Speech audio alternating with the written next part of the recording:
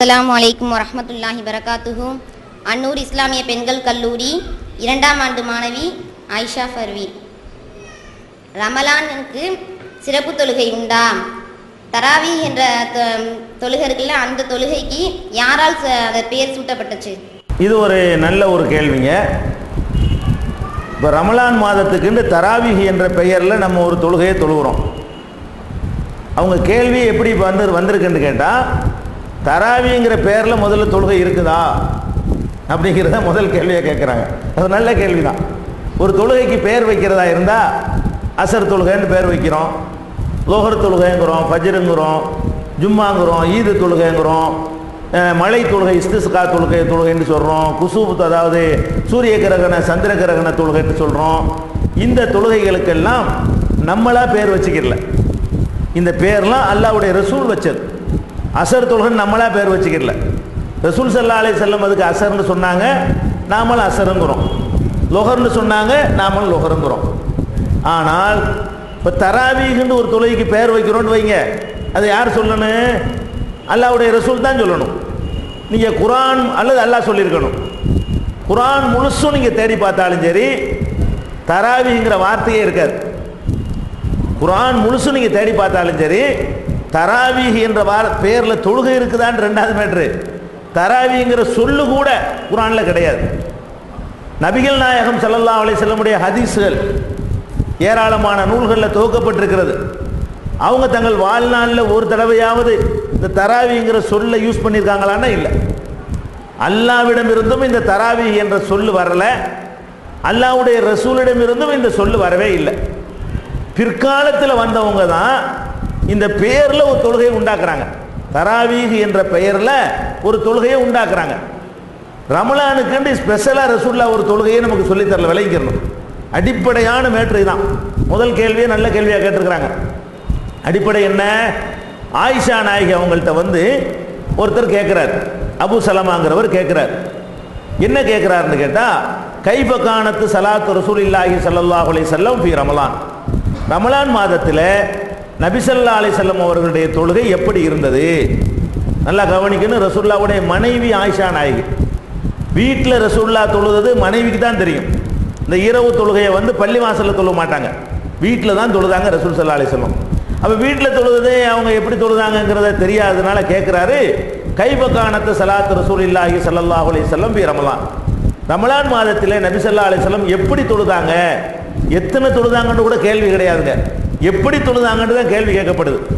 ஆயிஷா நாயகி சொல்கிறாங்க, மாகான யஸீது ஃபீ ரமலான வலா ஃபீ கைரிஹி அலா 11 ரக்கா, ரமலான் மாதத்துலையும் வேறு 11 மாதத்துலையும் 11 ரக்காத்துக்கு மேலே அவங்க அதிகமாக தொழுது இல்லை அப்படிங்கிறாங்க. இதில் என்ன இது எங்கே இருக்குது? புகாரியில். உங்களுக்கு தமிழில் புகாரி வந்துருச்சு, நீங்களே எடுத்து பார்த்துக்கலாம், நிறைய இடங்கள்ல இருக்கிறது.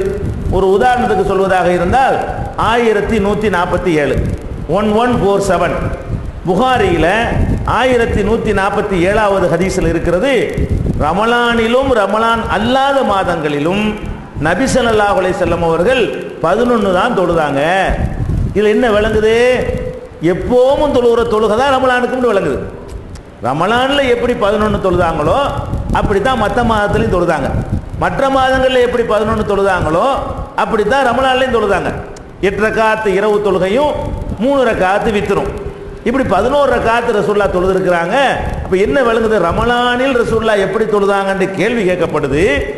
ஆயிஷா நாயகி பதில் சொல்கிறாங்க, ரமலானுக்குன்னு ஒன்று கிடையாது, ரமலானுக்கு அந்த தொழுகை தான், ரமலான் இல்லாத வேற மாதத்துக்கு அந்த தொழுகை தான்.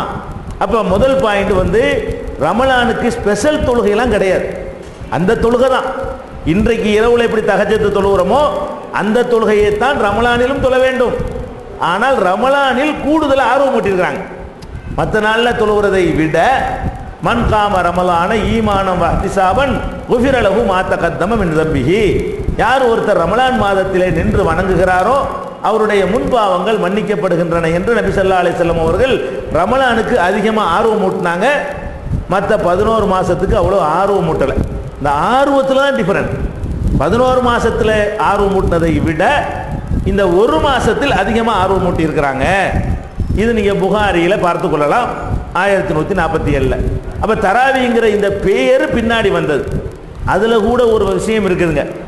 இந்த தராவிக்கு அர்த்தம் என்ன தெரியுமா? அதையும் வழங்கிட்டுலாம் நீங்கள் சிரிப்பீங்க.